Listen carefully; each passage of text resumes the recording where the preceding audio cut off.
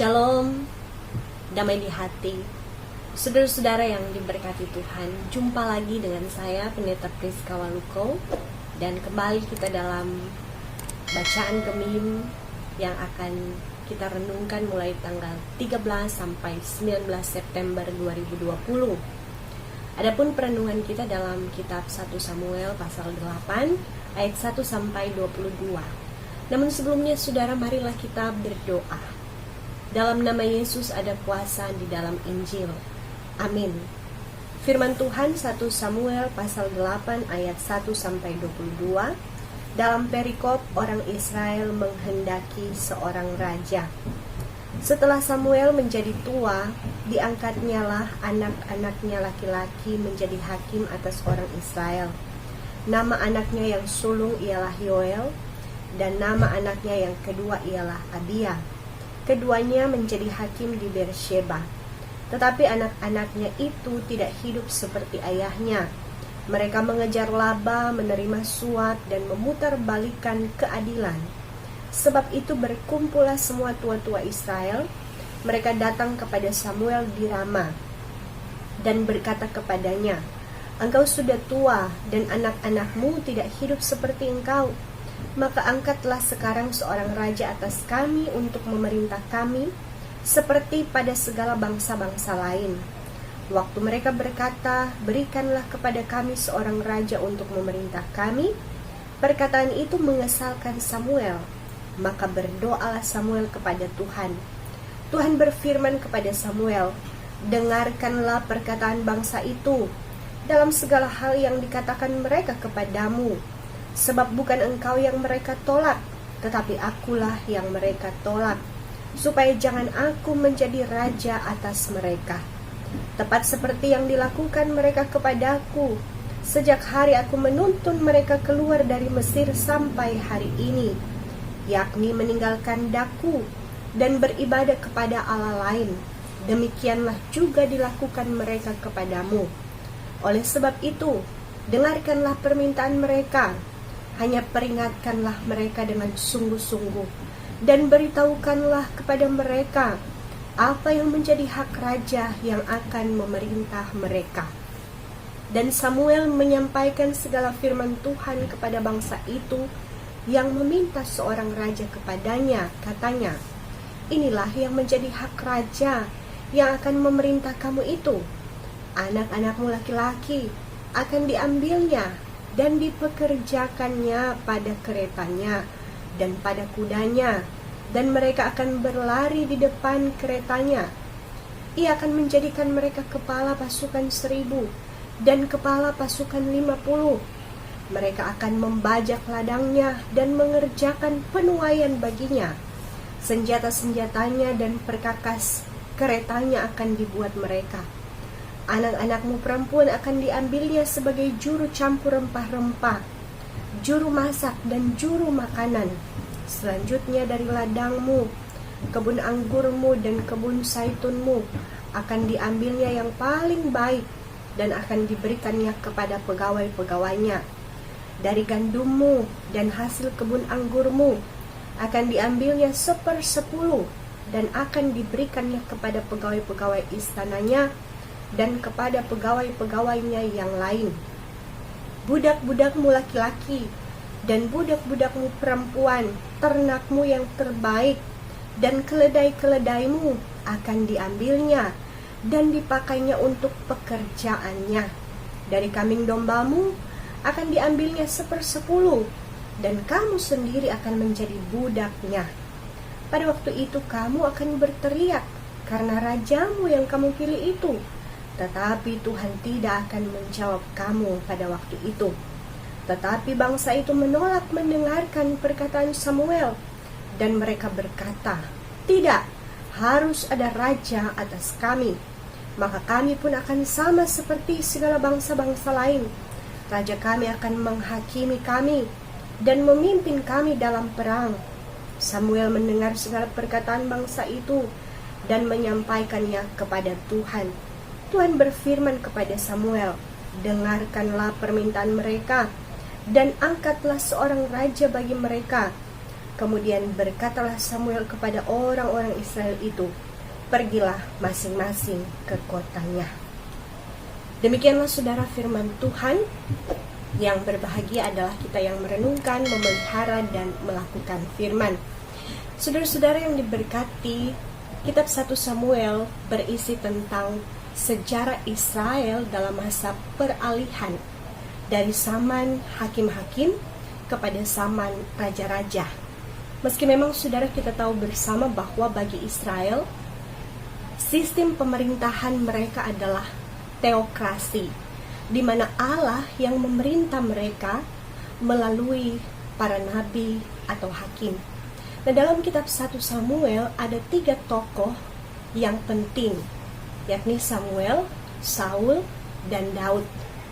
Nah, hal pokok dalam kitab ini yang juga menjadi prinsip dalam perjanjian lama adalah orang akan berhasil kalau setia kepada Tuhan, dan akan celaka kalau durhaka kepada Tuhan. Nah, hal ini ditegaskan di pasal 2 ayat 30 ketika Tuhan berkata kepada Eli dalam nubuatan yang disampaikan kepadanya oleh seorang abdi Allah, yang menghormati aku akan kuhormati, tetapi yang menghina aku akan dipandang rendah. Nah, bacaan kita saat ini saudara terambil dalam 1 Samuel pasal 8 ayat 1-22 yang secara garis besar masih dalam satu bagian, mulai pasal 8 ini sampai pasalnya yang ke-10 yang berbicara tentang masa peralihan dari zaman hakim kepada raja. Nah, mari saudara kita melihat pembagian ayatnya. Ayat 1-5 saudara, saya mulai dengan mengungkapkan sebuah peribahasa. Buah jatuh tidak jauh dari pohonnya, yang berarti perilaku anak tidak jauh berbeda dengan perilaku orang tuanya. Namun saudara, dalam bacaan kita saat ini, peribahasa ini sepertinya tidak tepat, tidak mengena jika dikenakan kepada Samuel dan anak-anaknya. Karena jelas kita dapati ternyata perilaku Samuel tidak seperti perilaku anak-anaknya, yaitu Yoel dan Abia. Mereka tidak meneladani karakter Samuel sebagai seorang hakim. Secara khusus mereka menjadi hakim mau menggantikan Samuel karena Samuel sudah tua. Mereka dipercayakan sebagai hakim khusus di wilayah selatan Israel, yaitu di Beersheba. Nah, di sini saudara kita mendapati karakter dan perilaku anak-anak Samuel di ayatnya yang ketiga. Dikatakan bahwa mereka tidak seperti ayahnya. Mereka mengejar laba, menerima suap, dan memutarbalikkan keadilan. Nah, karena perilaku anak-anak Samuel inilah saudara, tua-tua bangsa Israel datang kepada Samuel mewakili suara orang Israel untuk meminta seorang raja, agar supaya raja itu memerintah mereka. Kemudian ayat 6-9 kita melihat ketika tua-tua Israel meminta raja, hal itu mengesalkan hati Samuel. Hal ini bukan karena Samuel tersinggung ketika anak-anaknya tidak disukai, tapi hal ini lebih kepada kekesalan Samuel atas sikap orang Israel yang ingin mengatur hidupnya sendiri, yang tidak bertindak atas perintah Tuhan. Hal menarik kita dapati dari Samuel ketika ia merasa kesal. Di ayat 6 tertulis begini, perkataan itu mengesalkan Samuel, maka berdoalah Samuel kepada Tuhan. Doa Samuel pun saudara dijawab Tuhan dengan menyuruh Samuel mengikuti permintaan orang Israel. Tuhan meneguhkan Samuel, bahkan menyatakan kepada Samuel bahwa Israel ini memang bangsa yang tegar tengkuk. Sudah terlihat sejak peristiwa keluar dari Mesir. Mereka berulang kali bersuut kepada Tuhan, meninggalkan Tuhan, dan menyembah Allah lain. Ayat 7 kita dapati Tuhan menghiburkan Samuel dengan kata-kata, sebab bukan engkau yang mereka tolak, tetapi akulah yang mereka tolak. Dengan kata lain, saudara, Israel lebih memilih raja manusia daripada Tuhan menjadi raja mereka. Karena itu, saudara, Tuhan menyuruh Samuel untuk menyampaikan konsekuensi yang akan Israel terima jika mereka sudah memiliki raja. Menyampaikan apa yang menjadi hak raja atas hidup dan penghidupan mereka. Nah, ini tertulis dalam ayat 10 sampai ayat 18. Di sini daftar konsekuensi atau hak raja yang harus dipatuhi, ditaati oleh Israel sebagai rakyatnya. Nah, raja itu akan sungguh-sungguh berhak atas hidup dan penghidupan orang Israel. Jika disimpulkan, hak raja atas mereka dan anak-anak laki-laki, tapi juga anak-anak perempuan, mereka ditetapkan untuk wajib militer, membayar pajak, hingga pada perbudakan. Nah, ayat 19-22 merupakan respon Israel atas konsekuensi atau hak raja yang disampaikan oleh Samuel. Ayat 19 tertulis begini, tetapi bangsa itu menolak mendengarkan perkataan Samuel, bahkan dengan tegas berkata, tidak, harus ada raja atas kami. Kemudian mereka melanjutkan dengan keinginan mereka untuk punya raja itu apa? Keinginan mereka ternyata mereka mau sama dengan bangsa-bangsa lain, yakni bangsa sekitar Israel yang memang punya raja yang seringkali memimpin mereka di saat berperang. Tapi saudara, raja-raja bangsa lain ini tentu bukanlah orang benar, tapi kebanyakan mereka adalah raja-raja lalim dan jahat. Sehingga kita melihat, saudara, maksud Tuhan mengabulkan keinginan Israel memiliki raja, keinginan yang sepertinya sangat memaksa Tuhan ini diizinkan Tuhan terjadi, dikabulkan Tuhan, supaya Tuhan menunjukkan kepada mereka ternyata mereka juga akan kemudian mengalami seperti bangsa-bangsa lain alami. Punya raja, tapi raja kebanyakan adalah raja yang lalim dan jahat. Memang terbukti, saudara, dalam sejarah kepemimpinan raja-raja di Israel ada banyak raja yang jahat, raja yang lalim, raja yang tidak berkenan di hadapan Tuhan. Itu dicatat dalam kitab 1 Raja-Raja ya, khusus pasal 14 dan seterusnya. Raja-raja yang jahat ini seperti Yerobeam, Baesa, Omri, Ahab, dan Ahazia. Di sini, saudara, Tuhan memperlihatkan bahwa keinginan Israel yang memaksa kehendak Tuhan, yang tidak sabar dan tidak mengikuti waktu Tuhan, bisa dikabulkan Tuhan, tapi dengan akibat-akibat yang mengikutinya, agar mereka menyadari bahwa kalau melawan kehendak Tuhan, mereka akhirnya susah sendiri.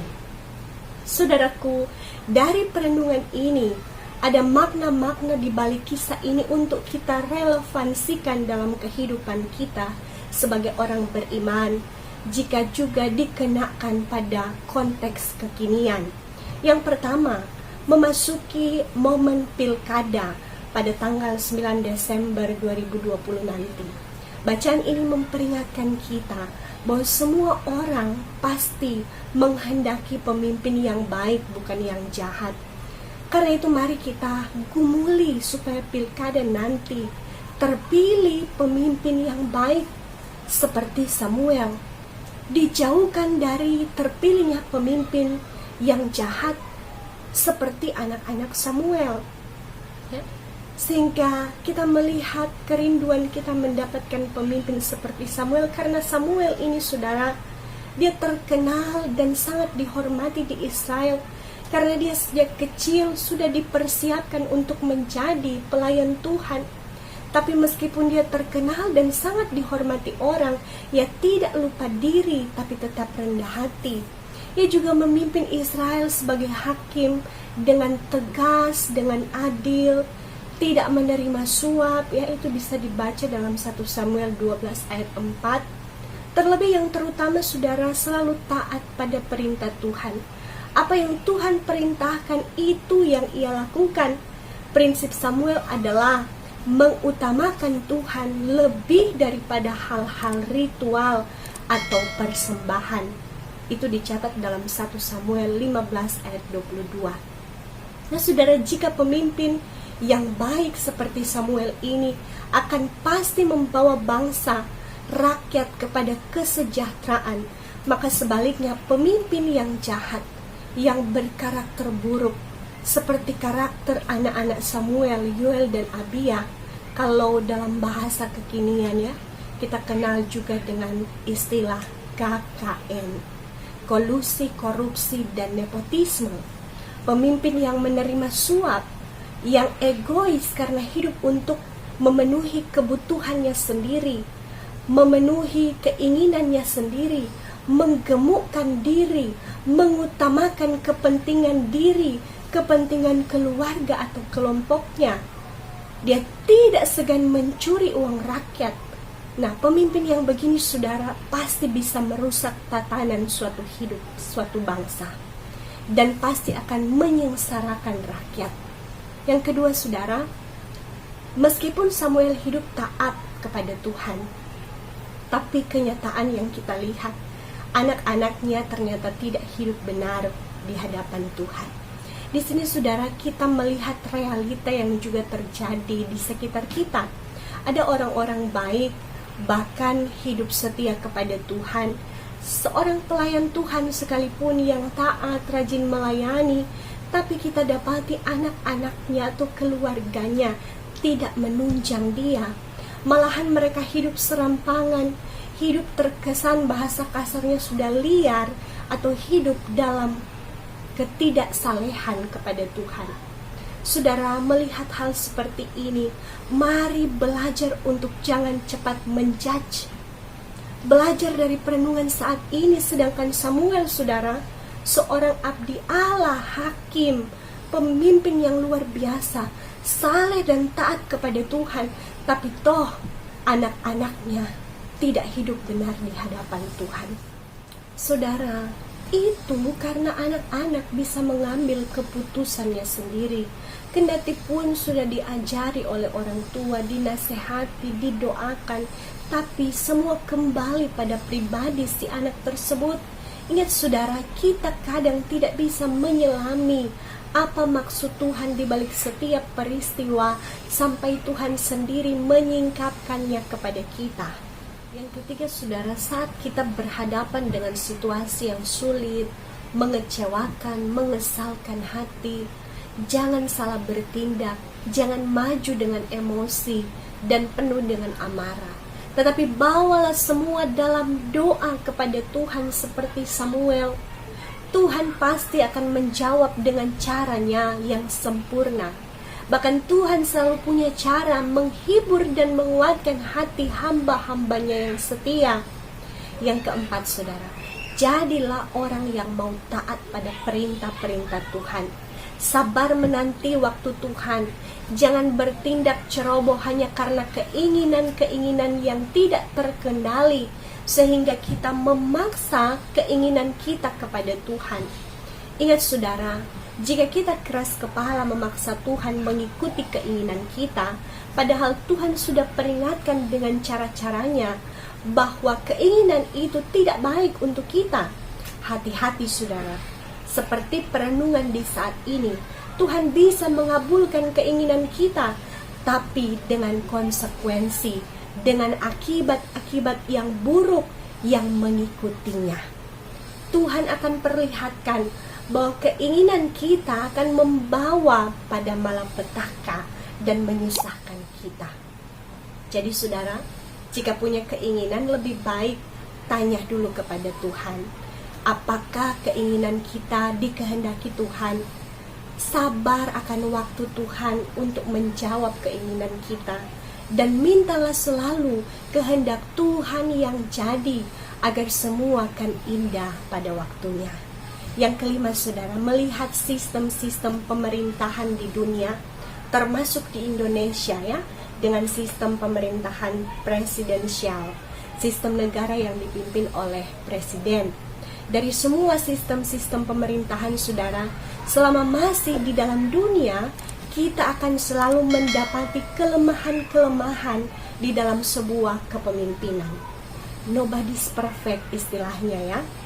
Belajar dari Israel yang sejak semula dalam perjanjian lama menganut sistem pemerintahan Allah atau teokrasi melalui para nabi dan hakim, juga ada kelemahannya saudara. Kemudian mereka beralih ke sistem monarki ya, apalagi banyak sekali kelemahan para raja. Tapi saudara, sebagai orang percaya, jangan lupa, sekalipun kita ada di dalam sistem pemerintahan negara di mana kita berada saat ini, sebagai warga kerajaan Allah, kita harus ada dalam sistem pemerintahan Kristus atau kristokrasi. Kita menjadikan Yesus sebagai Raja kita, yang selalu menerima pengabdian kita, penghormatan kita, dan persembahan seantero hidup kita. Kita harus selalu tunduk pada kehendak Kristus Sang Raja. Ya, anggaplah latihan saudara ya. Latihan selama kita di dunia ini dalam masa penantian ketika nanti Yesus datang kembali sebagai hakim dan raja, di mana kemudian kita akan hidup bahagia dalam kerajaannya yang kekal. Tugas sebagai pemimpin, sebagai hamba-hamba Tuhan, suarakanlah suara kenabianmu lewat mimbar-mimbar pelayanan tentang prinsip kristokrasi, di mana Kristus menjadi Raja yang memerintah kehidupan kita kini dan di sini, bahkan dimanapun kita pergi dan berada. Prinsip pemerintahan Kristus harus terus menjadi bagian hidup kita. Kita pegang teguh Roma 11 ayat 36. Sebab segala sesuatu adalah dari Dia dan oleh Dia dan kepada Dia. Bagi Dialah kemuliaan sampai selama-lamanya. Tuhan Yesus memberkati. Amin. Terimalah berkat Tuhan, kasih karunia dari Tuhan Yesus Kristus, kasih Allah dan persekutuan Roh Kudus menyertai saudara saat ini dan sampai selama-lamanya. Amin. Sampai jumpa saudara. Jika Anda merasa diberkati, jangan lupa subscribe, like, and comment. Terima kasih.